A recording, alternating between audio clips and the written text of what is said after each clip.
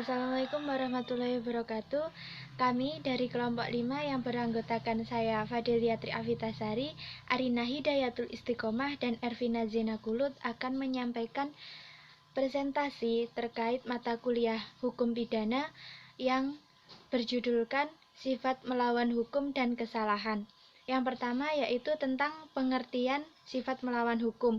Menurut Umar Sunarji menjelaskan, pengertian melawan hukum meliputi perbuatan-perbuatan yang bertentangan dengan norma kesopanan yang lazim atau yang bertentangan dengan keharusan atau kepatutan dalam pergaulan hidup untuk bertindak terhadap orang lain, barangnya maupun haknya.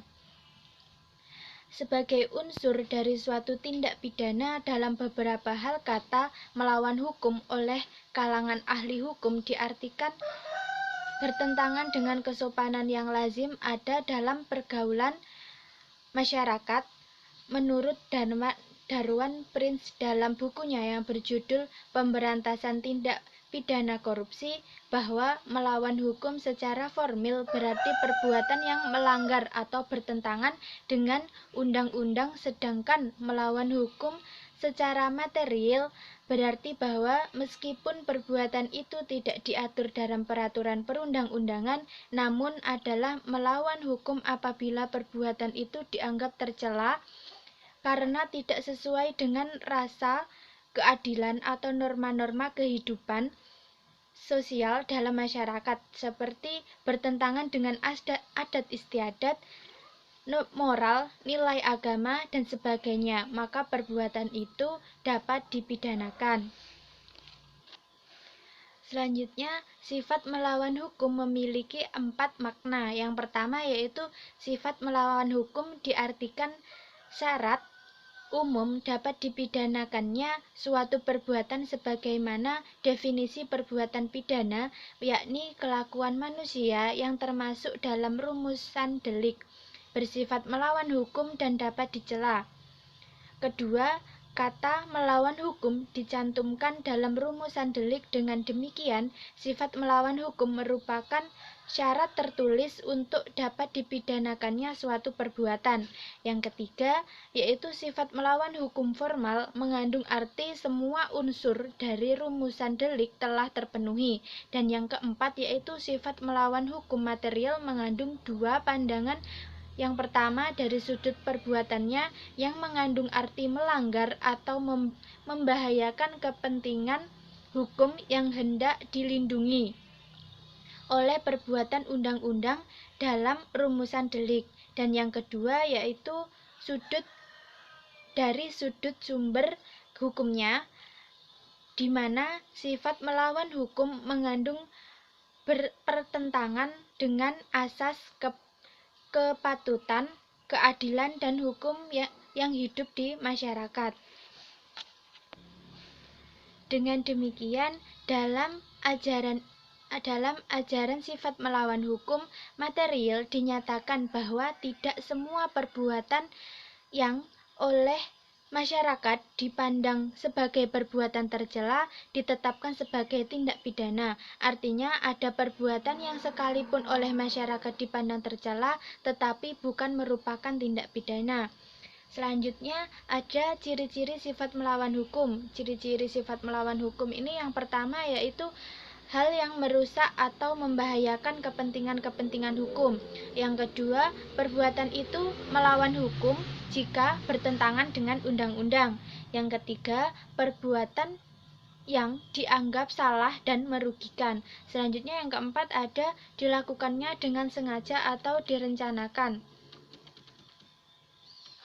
Perbuatan manusia terbagi atas perbuatan yang bersifat positif dan bersifat negatif, yang menyebabkan suatu pelanggaran pidana. Sebagai contoh, perbuatan yang bersifat positif yaitu pencurian pasal 362 KUHP, penggelapan pasal 372 KUHP, pembunuhan pasal 338 KUHP, dan sebagainya. Sedangkan contoh perbuatan negatif yaitu tidak melaporkan kepada pihak yang berwajib padahal dia mengetahui ada komplotan untuk merobohkan negara, pasal 165 KUHP. Membiarkan orang dalam keadaan sengsara sedangkan ia berkewajiban memberikan pemeliharaan kepadanya. Ini tertera pada pasal 304 KUHP. Sekian dari saya, presentasi selanjutnya akan dilanjutkan oleh teman saya. Sekian dari saya, wassalamualaikum warahmatullahi wabarakatuh. Assalamualaikum warahmatullahi wabarakatuh. Di sini saya akan menjelaskan tentang kesalahan. Yang pertama ada pengertian kesalahan. Kesalahan di sini dalam arti seluas-luasnya dapat disamakan dengan pertanggungjawaban, di mana di dalamnya terkandung makna yang dapat dicelanya si pembuat atas perbuatannya. Tentang kesalahan ini, Bambang Purnomo berpendapat bahwa dapat diketahui untuk adanya suatu kesalahan harus ada keadaan psikis dan batin tertentu, dan harus ada hubungan yang tertentu antara keadaan batin tersebut dengan perbuatan yang dilakukan sehingga menimbulkan suatu celaan yang pada nantinya akan menentukan dapat atau tidaknya seseorang dipertanggungjawabkan. Kesalahan sebagai faktor penentu dalam menentukan dapat tidaknya seseorang dipertanggungjawabkan secara pidana dapat dibedakan menjadi dua bentuk, yaitu kesalahan dalam bentuk kesengajaan dan kealpaan. Tentang arti kesengajaan tidak ada dalam KUHP Indonesia, lain halnya dengan di Swiss. Dalam pasal 18 KUHP Swiss dengan tugas memberikan pengertian tentang kesengajaan, yaitu barang siapa yang melakukan perbuatan dengan mengetahui dan menghendakinya, maka perbuatan itu dilakukan dengan sengaja. Yang kedua ada unsur kesalahan.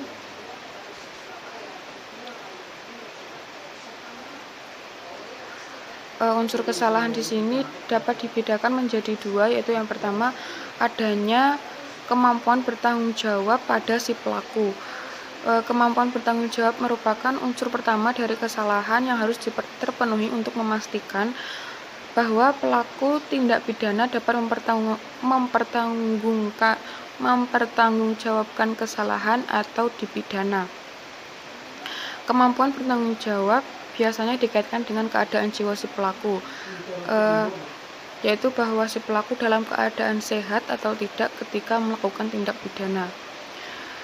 Yang kedua yaitu hubungan batin antara pelaku dengan perbuatannya yang berupa kesengajaan atau kealpaan. Ini disebut bentuk kesalahan. Kesengajaan dan kealpaan merupakan unsur kedua dari kesalahan, di mana keduanya merupakan hubungan batin antara pelaku tindak pidana dengan perbuatan yang dilakukan.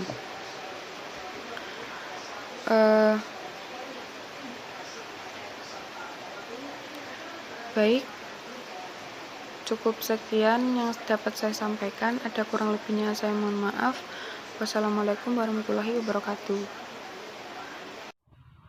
Selanjutnya saya akan menjelaskan poin yang kelima tentang pertanggungjawaban. Masalah pertanggungjawaban dan khususnya pertanggungjawaban pidana mempunyai kaitan yang erat dengan beberapa hal yang cukup luas. Dapat dipermasalahkan antara lainnya, yang pertama, ada tidaknya kebebasan manusia untuk menentukan kehendak, antara lain ditentukan oleh interdeterminasi dan determinisme. Kehendak merupakan aktivitas batin manusia yang pada gilirannya berkaitan dengan pertanggungjawaban manusia atas perbuatannya. Yang kedua, tentang tingkat kemampuan bertanggung jawab, mampu, kurang mampu, atau tidak mampu. Tentang kemampuan bertanggung jawab ini, terdapat beberapa batasan yang dikemukakan oleh para ahli.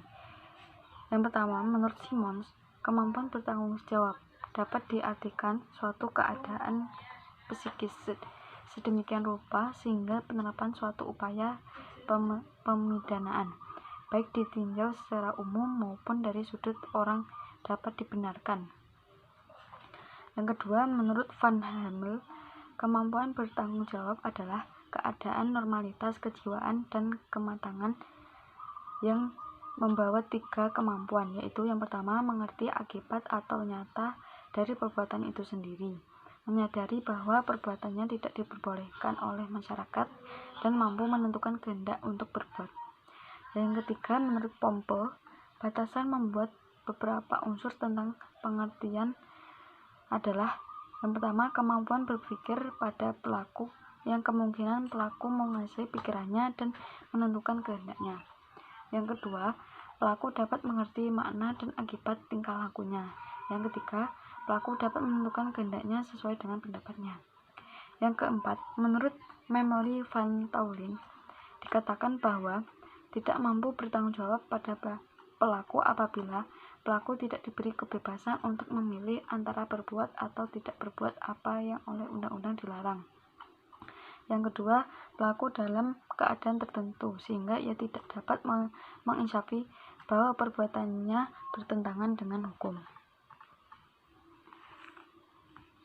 Yang kelima, menurut Sudarto, batasan tentang kemampuan bertanggung jawab itu adalah manfaatnya, tetapi setiap kali dalam kejadian konkret dalam praktik peradilan menilai seorang terdakwa dengan ukuran tersebut di atas tidak mudah. Sebagai dasar dapat dikatakan bahwa orang yang normal jiwanya mampu bertanggung jawab.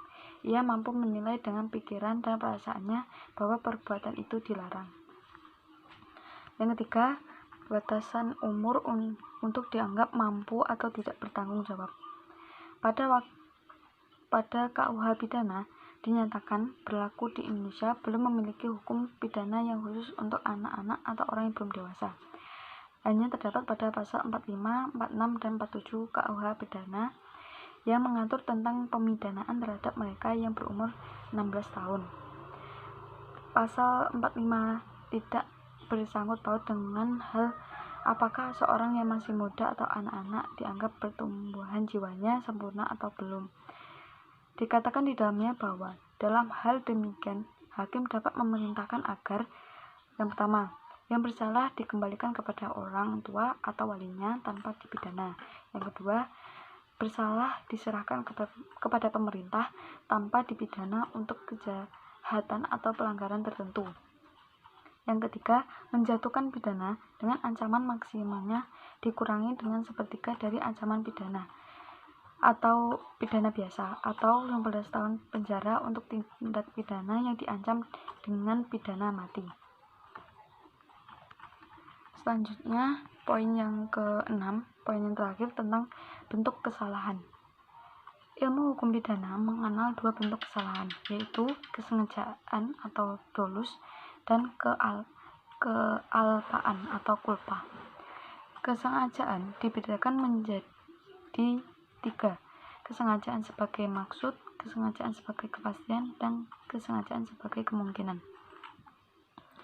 Menurut Sudarto, beliau mengatakan bahwa dalam ilmu pengetahuan dikenal beberapa macam kesengajaan, yaitu yang pertama, dolus premeditatus, terdapat dalam delik-delik yang dirumuskan dalam pasal 353, 340, 342 KUH pidana.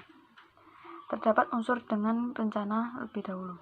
Untuk dapat dikatakan ada rencana lebih dulu, si pembuat sebelum atau ketika melakukan tindak pidana tersebut memikirkan secara wajar tentang apa yang ia lakukan atau yang akan ia lakukan. Yang kedua, dolus determinatus dan indeterminatus. Unsurnya ialah pendirian bahwa kesengajaan dapat lebih pasti. Yang ketiga, tentang dolus alternativus.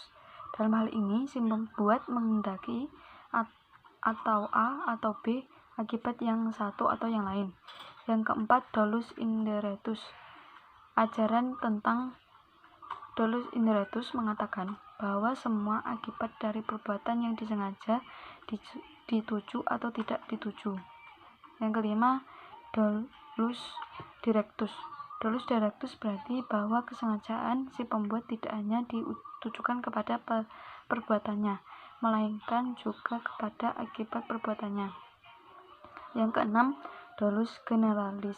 Pada delik material harus ada hubungan kasual antara perbuatan terdakwa dan akibat yang tidak dikehendaki. Menurut MVD, kealapan adalah ada keadaan yang sedemikian membahayakan keamanan orang atau barang, atau mendatangkan kerugian terhadap seorang yang sedemikian besarnya dan tidak dapat diperbaiki lagi. Sehingga undang-undang juga bertindak terhadap kekurangan kehati-hatian.